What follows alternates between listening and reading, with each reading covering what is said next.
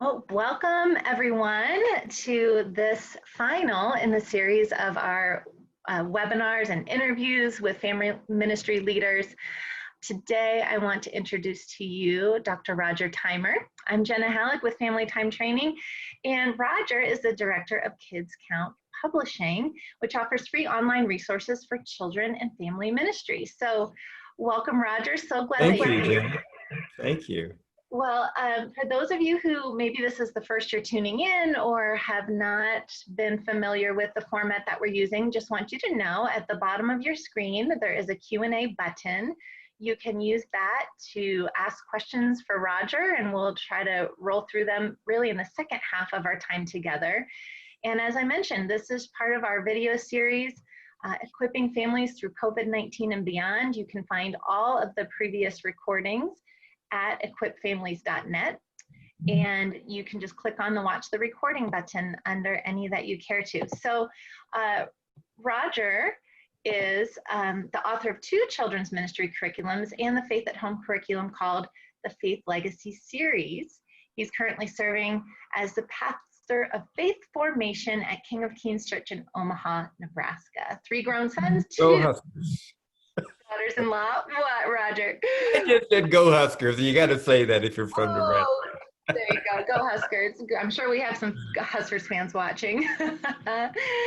And he and his wonderful wife, Cheryl, have partnered in ministry to families for many years. So, Roger, we know that family ministry is changing dramatically, perhaps more than ever before because of COVID-19.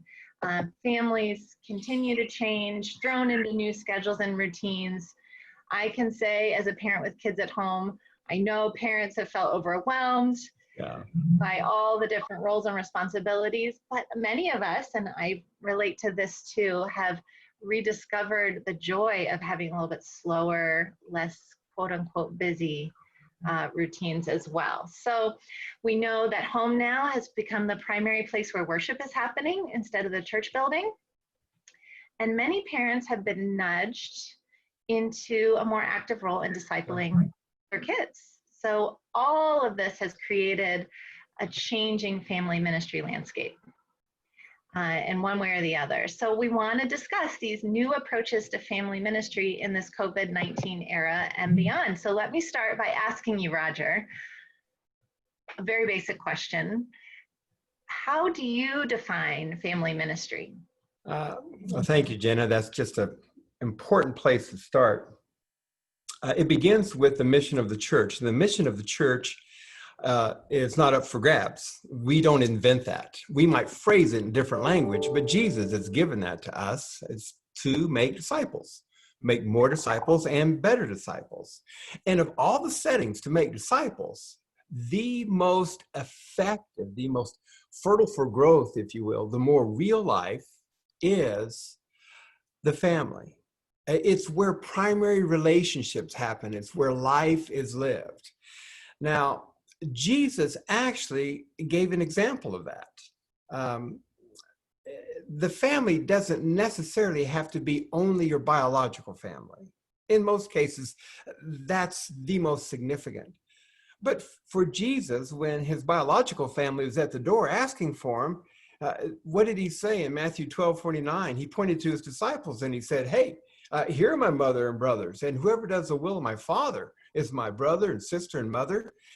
And perhaps he is saying what we know intuitively, that discipleship happens in these close relationships. Those were his homeboys. Those were the people he loved and forgave and worked with and went through challenges with. So family ministry is that. It's making disciples in the family, especially if you're related. And family ministry is helping families live out that love that you have because Jesus is living in your life and in your family. So that those family relationships, both biological and not, are really at the heart of what we're talking about. It's those close-knit relationships where we're doing life on life ministry and relationship with one another, the day in and day out. So Roger, how have you seen this evolve then over the last 30 years? What has family ministry looked like, and what is the shift that maybe you're beginning to perceive because of COVID-19? It helps to know where we've come from when we understand where we are and where we may be going. Now, these are just my perceptions, my opinions, but let me break it down by decades. In the 80s, I'd call that the era of the decade of the champions, emerging importance of families, particularly being distinct, being able to withstand some of the pulls and tugs of culture. Christian families, championed by Dobson, big events, Promise Keepers. The 90s was about programs. And that's when family ministry became that cup of cool water to a thirsty world. Help us with our marriage, with our classes for family health, for parenting classes. Thank you, Scott Transky. In the 2000s, we saw a shift that family ministry focused more on faith centered at home, supported by the church. It's not just church-centered and faith-supported. In the 2010s, this last decade, the decade of the hurried child, the family experiences were tugged so much that something had to have a lot of value for them to attend. So families did experiences together. It was a time where sometimes they did their serving events together. It's also a time when grandparents came onto the scene, particularly when a lot of spiritually absent parents were there. And now we're in the year 2020. We're at a seismic shift. It's not a direction change. The whole world's going to look different after this. I don't know what word they may use in the future, but right now, I think a key word now and in the future is going to be family ministry. It's going to be a lot about community, because it's going to have to do a lot about relationships.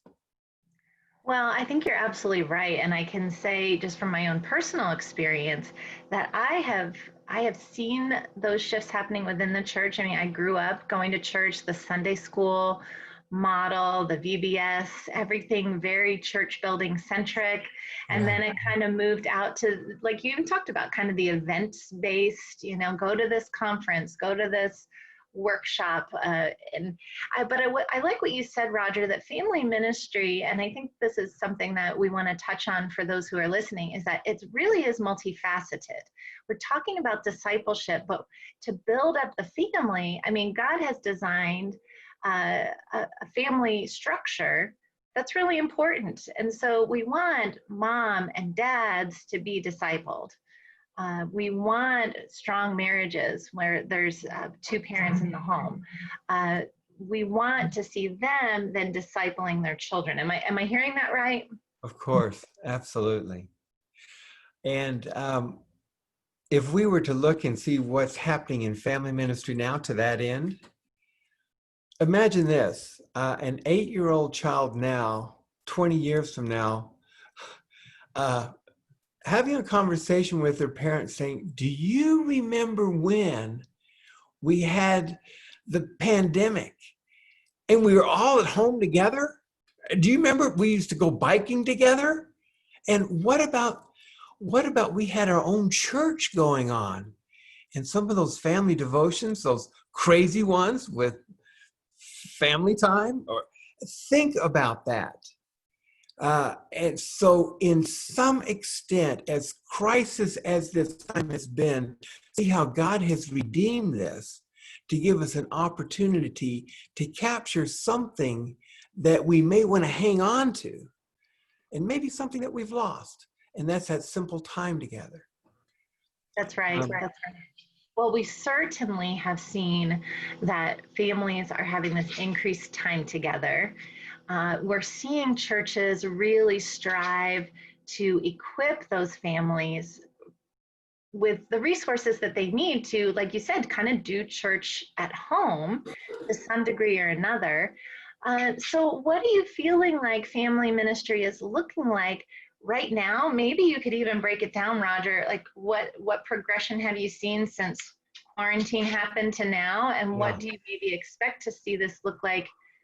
I mean, do you dare project even into the fall of what this might look like? Sure. Well, two things happened immediately that needed to be taken care of. One thing was content, discipleship content. Now, that's everything from worship services to those kinds of Bible classes to those types of discipleship training things for parents. Content needs to be delivered, and the perceived need for that content shifts drastically. What are people asking for? And we quickly responded there, but there's another issue, and that was connection. Both things needed to be happening because now people are more isolated. Now, both content and connection were shaped by the context. Now, people living at home. And what I sense is that people's need for community, Christian community, is key to both of those. It's key to content and connection. And what's significant about this is that it tuned in to certain people that may have been on the peripheral of the church. It might have been some millennials that say, hey, I've had enough of that, but wow, they're going online. They're watching church services, and they're maybe asking questions about, what am I giving to my child in my home now? So we have a window of receptivity as well. So that kind of launches us into several things that are taking place in the delivery of content and connection. Yeah, absolutely. I mean, do you want to speak to that delivery of content? Well, this is the obvious one right off the bat, is online. So what a lot of churches intended to do about someday getting online, boom, they were online. Everybody's online.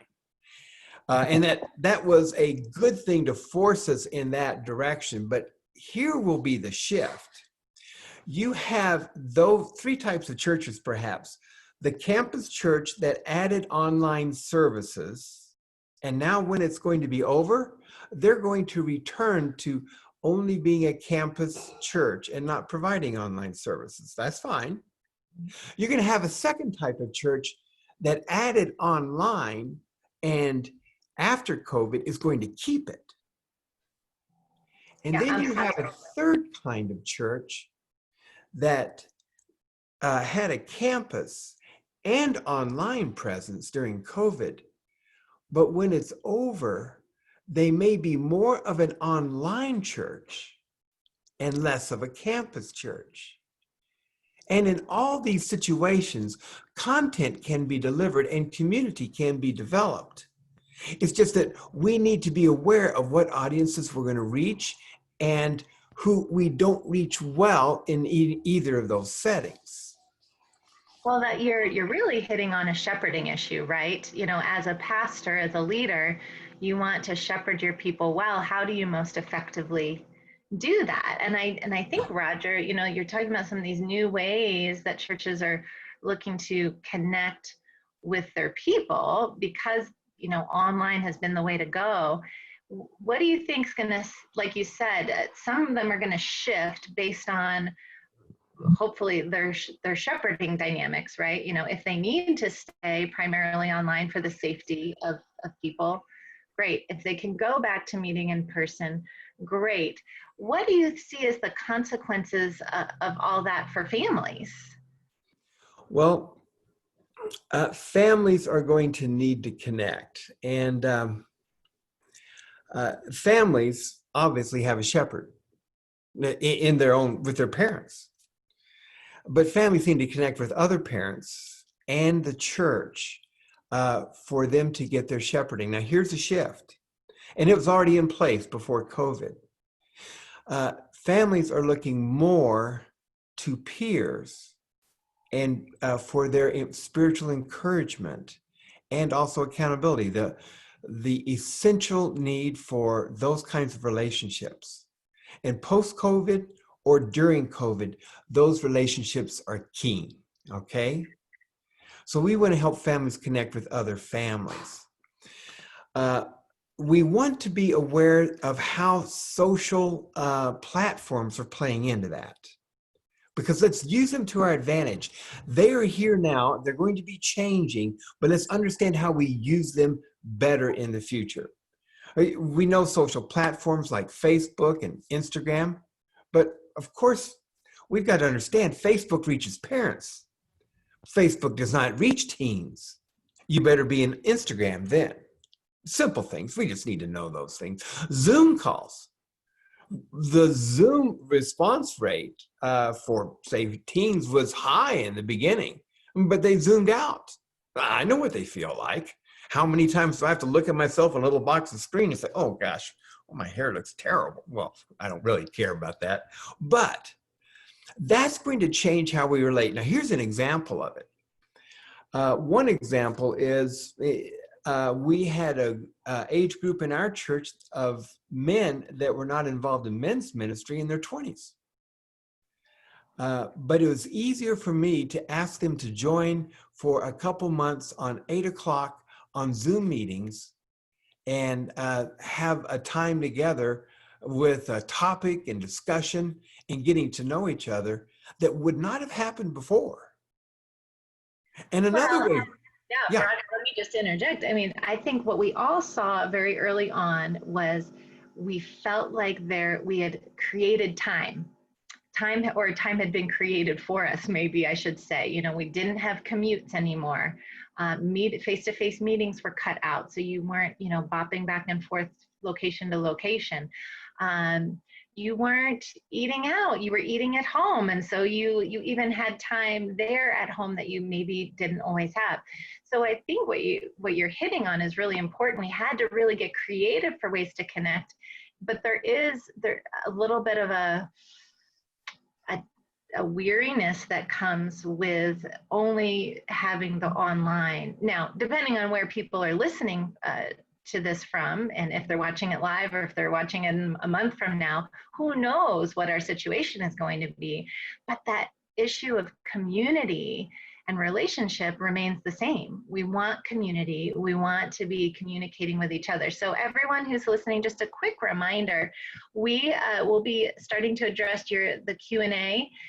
So continue to type your questions in there, and then we're going to shift over to those here in just a second. So Roger, before we go over to our questions, how can the church better extend its mission to make disciples when we're talking about COVID-19 and beyond?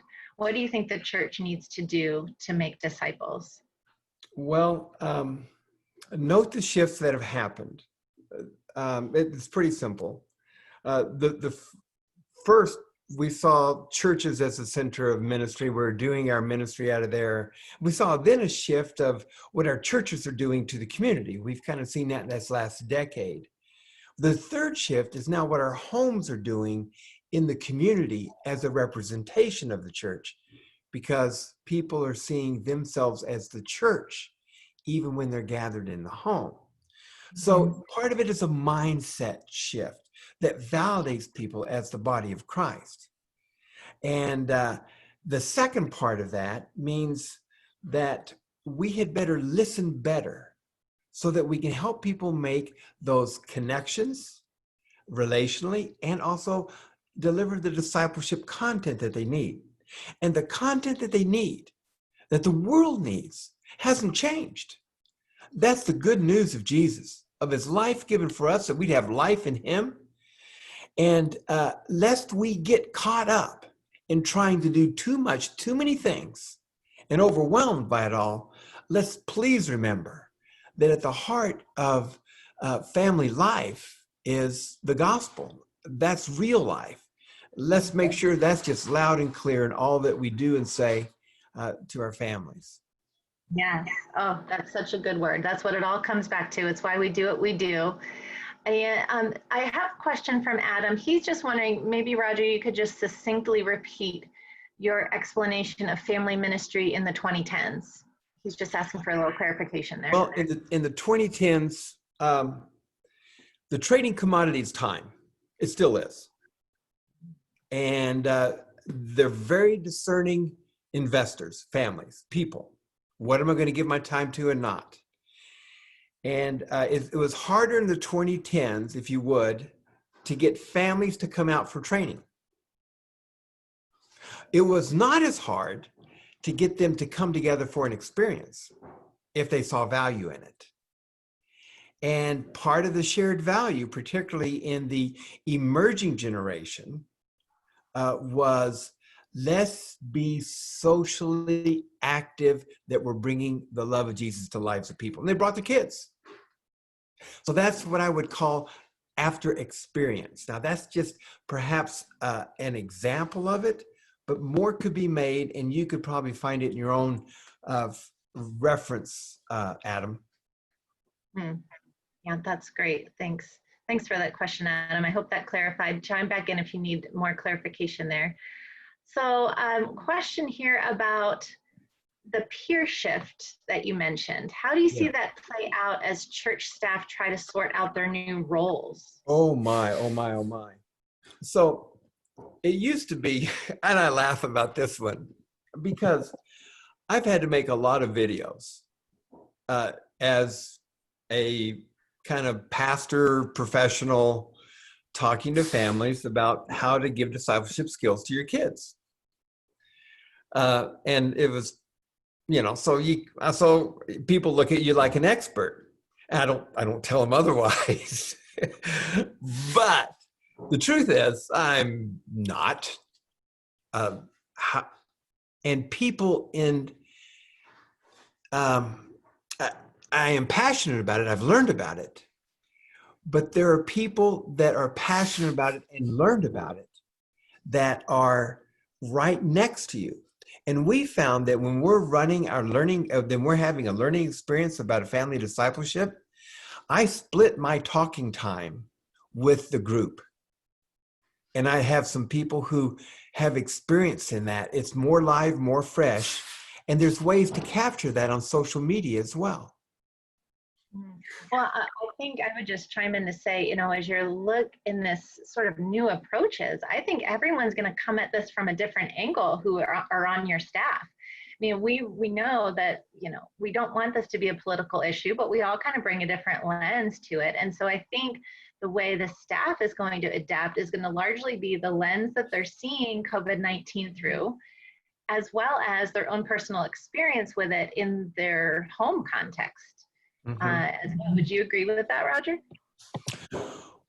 Yes, and that's part of family ministry being multifaceted. It's not one department. Family ministry is a mindset more than anything else. That's just highly relational in its ministry, that today more than ever needs to ask the question, how can we empower you for discipleship, effective discipleship? And unfortunately, most people in the family are not asking that question. And that's what we want to kind of compensate for. Or that's what we want to help empower. Yes. Well, and just to clarify, so when we're talking about family ministry, it's not just another way of talking about church ministry. What we're wanting to do, how would you distinguish maybe the ministry that happens in the church for families versus a ministry to families that's happening in their homes? Well, traditionally, we've used the Ben Freudenberg home-centered, church-supported, and then church-centered, home-supported, because we need both. And I think there'll always be a place for what I would call the campus-centered equipping experiences. But if you'll note how much that has changed during COVID, because look how many people connected to discipleship equipping by doing things like doing drive-bys and dropping stuff off in people's yards. Or if you wanted to get special kits for discipleship in your home, hands-on learning from your VBS. Some provided it to pick up at church. Sometimes you're making it at your home. So the exchange of equipping happens in radically fast and very innovatively. Another another shift that happened that's going to stay here, I believe, is the fact that it was so easy for the average staff person to go online and give a message and encouragement, and the people got used to it. That's one of the ways that they began to relationally connect. So get ready for that more in the future. And it won't be just the staff people doing that. It will be other lay leaders that are gifted in that type of communication as well. And if the staff doesn't invite those people into using their gifts that way, well, you're missing a huge opportunity. Well, I think that's really true, because you have people in your laity who are so gifted at, like you said, they have very special and particular spiritual gifts that maybe we do not have, and to really unleash them to do that is a really exciting proposition, especially during this time, because it is overwhelming, and we do need to get more creative. And like you said, even in the title, we have to continue to think about new approaches for how we're doing this with families. And you alluded to this, Roger, that the home church, I think, is really going to be something that we're going to be seeing more and more. We have one more question in the docket, and we have about 4 more minutes to finish up our time. Okay. The question is, how do you balance the challenge and potential sacrifice of family ministry with the patience and mercy of the gospel? So the watcher is just asking, they tend to lean toward the gospel and encouragement, but struggle with how to address the real sacrifice when faith and discipleship consistently take a back seat. I'm not sure if I completely understand what's underneath the question, because it sounds like something's underneath the question. Yeah. And I'm going to kind of make a guess that sometimes there's a challenge to get families engaged in discipleship. And what motivates them? I would say this. One of the things that motivates families is helping them understand how in their personal needs the gospel fits. One of the things that COVID brought about in many churches, certainly in ours, and I really enjoyed this part too, is in that connection part. We need to connect with people. We just got on the phone. And everyone has 30 families you got to call. You get to call and you get to listen. And I remember in those conversations, it was just so nice. You heard some of the pain that people were going through, the isolation, the loneliness, and the overwhelming part of family aspect or multi-kids. And to give the sweet news that God's involved. He's got your best interest in mind. And because of what Jesus has done, that life in him is offered. And I hope that you give yourself time to let that sink in and spend time with him, because now's the time you need it and you're not alone. And so that's the gospel. And maybe sometimes we could do a better job as a church to listen to what the needs of people are, so we can better fit the needs of families with the gospel. Well, I love that answer, Roger, because what we're talking about is exactly what the church is designed to do, which is discipleship. And then our hope is that the parents, those adults who are being discipled, are then, that discipleship's being pushed into their homes too as a priority. And I think a little bit what I read in this question as well was, gosh, we maybe have the time, but it's hard to prioritize. The day is just right? Even, and I alluded to this in my webinar a couple days ago, which was, gosh, we can want something, but then to put it in action can still be very challenging. And then, yes, we do want to keep the gospel central and encourage, but we know that there's a struggle there. It just in our flesh, right? To really do the things we most want to do. Paul talks about that. So what would you say in closing, Roger? Well, I'm just going to respond to that last one in closing. We need each other. We need the shared value of the community holding it up. And I love the verse Ephesians 5:1 that would describe what a family is all about, and a family of families, which is the church. And it says, be imitators of God as dearly loved children, and live a life of love, just as Christ loved us and gave himself up for us as a living sacrifice, a pleasing aroma to the Lord. And that is us sharing that love in a way that encourages and builds up families. That's so good. Well, and of course, that's not new at all, right? That's really the foundation of all of this, and why we want to continue to see families equipped to do this important work. We want to see our churches be strengthened and in partnership with one another. That's why we've done this entire series. And so we just want to thank everyone who has been a part of it, who has watched, who has shared. Please share equipfamilies.net with anyone, whether they be a person or someone who is, doing in the trenches church ministry. The reason we put these videos together is because we really believe that God is doing something amazing during what has been an incredibly difficult time in our world, and certainly in our churches, as we try to navigate how to best see families continue to grow in the gospel and see that go out into our neighborhoods and into the world. So we're so grateful that you would all be with us. Again, equipfamilies.net. You can find all 7 of these in a series of webinars. Roger, thanks for sharing your heart and your wisdom. It was wonderful. Thank you. All right, everyone, we're signing off. God bless you.